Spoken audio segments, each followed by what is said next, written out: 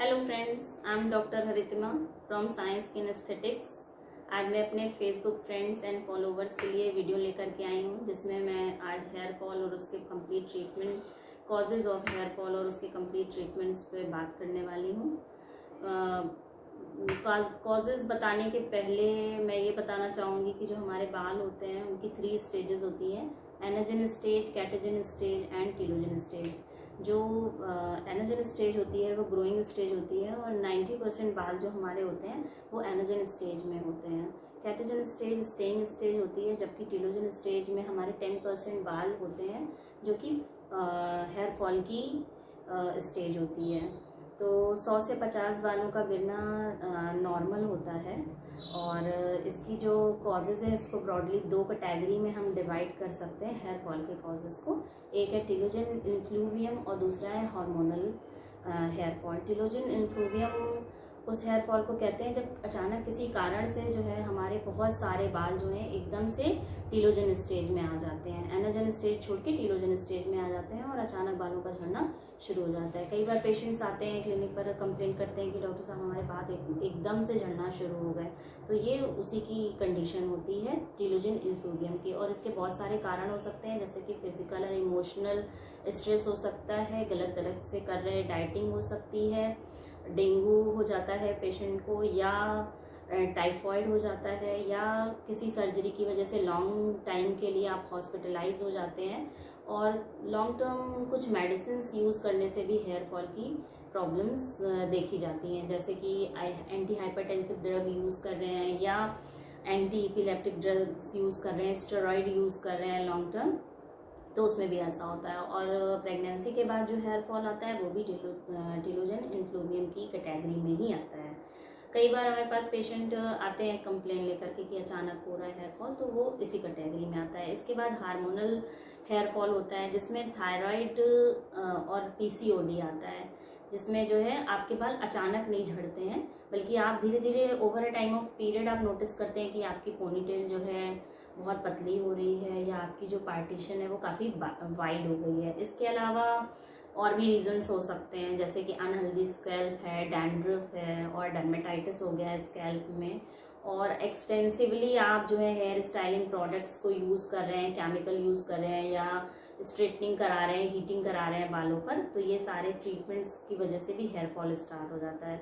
और hair fall की कुछ कॉमन मिस्टेक्स हम करते हैं जिसकी वजह से भी हेयर फॉल हो जाता है, जिसमें से जैसे कि जो कि हम अननोइंगली करते हैं, हमें मालूम नहीं होता है। जैसे बहुत ही गर्म पानी हम यूज़ कर रहे हैं बालों को वॉश करने के लिए, गीले बालों को कॉम्ब कर रहे हैं और टाइट पोनी बांध रहे हैं, या रात में अपने बालों को टाई करके नहीं सोते, खोल करके सोते हैं। तो ये सारे जो रीज़न है इसकी वजह से हमारा हेयर फॉल होने लगता है। कभी कभी हम सोचते हैं कि हम ज़्यादा शैम्पू करेंगे तो उससे हमारा हेयर फॉल होगा, बट ऐसा नहीं होता है।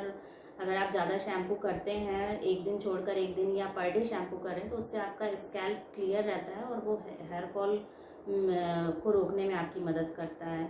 इसी तरीके से ऑयलिंग है, अगर आप हेड वॉश के 1 घंटे पहले ऑयलिंग करते हैं तो उससे ऑयलिंग और मसाजिंग से आपके स्कैल्प का ब्लड सर्कुलेशन इन्हेंस होता है, तो उस पर भी आपके हेयर फॉल को रोकने में मदद मिलती है। इसके अलावा हम विटामिन या कोई भी हेयर फॉल विटामिन लेना शुरू करते हैं और उसको हम बस 1 मंथ तक यूज़ करते हैं और उसके रिजल्ट्स को का वेट नहीं करते, तो एटलीस्ट 3 मंथ तक आपको कोई भी हेयर विटामिन अगर आप ले रहे हैं तो उसको 3 मंथ तक यूज़ करना है। डाइट का बहुत अच्छा रोल है हेयर फॉल में। Protein rich diet, minerals and vitamin सभी का कॉम्बिनेशन यूज़ करना होगा अपने खाने में, वो आपके हेयर फॉल को रोकेगा। इसके अलावा होम रेमेडीज़ अगर आप हेयर फॉल के लिए कुछ यूज़ करना चाहते हैं तो ऑनियन जूस और एलोवेरा जेल में जो क्वालिटीज़ और जो प्रॉपर्टीज़ होती हैं, उसमें जो मॉलिक्यूल्स होते हैं, वो आपके हेयर फॉल को रोकने में मदद करते हैं।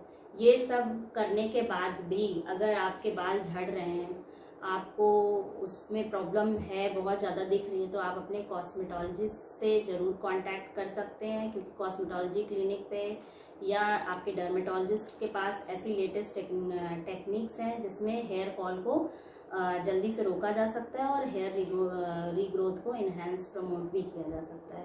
इसमें आपकी सबसे पॉपुलर जो टेक्निक है वो मीज़ोथेरेपी और पीआरपी है। मीज़ोथेरेपी के बारे में बता दूं, मेसोथेरेपी एक फ्रेंच टेक्निक है जिसमें स्टेम सेल्स और ग्रोथ फैक्टर्स को आपके स्कैल्प में इन्फ्यूज़ किया जाता है, जबकि पीआरपी में आपके ब्लड से प्लेटलेट रिच प्लाज्मा को एक्सट्रैक्ट करके और फिर उसको स्कैल्प में इन्फ्यूज़ कर दिया जाता है। प्लेटलेट में ग्रोथ फैक्टर्स होते हैं, ये आपके हेयर फॉल को रिड्यूस करते हैं और फॉलिकल्स को स्ट्रॉन्ग करते हैं और आपके बालों की रीग्रोथ करते हैं, उसकी हेयर्स की थिकनिंग करते हैं। इसके अलावा एक न्यू टेक्निक है रूट रेस्टोर थेरेपी। ये एक एडवांस काइंड ऑफ पीआरपी है जिसके में प्लेटलेट रिच प्लाज्मा के साथ साथ स्टेम सेल्स को भी पेनिट्रेट कराया जाता है स्कैल्प में और इसके और भी बेटर रिजल्ट्स आते हैं इसके। Thank you for watching me and my video. Thank you.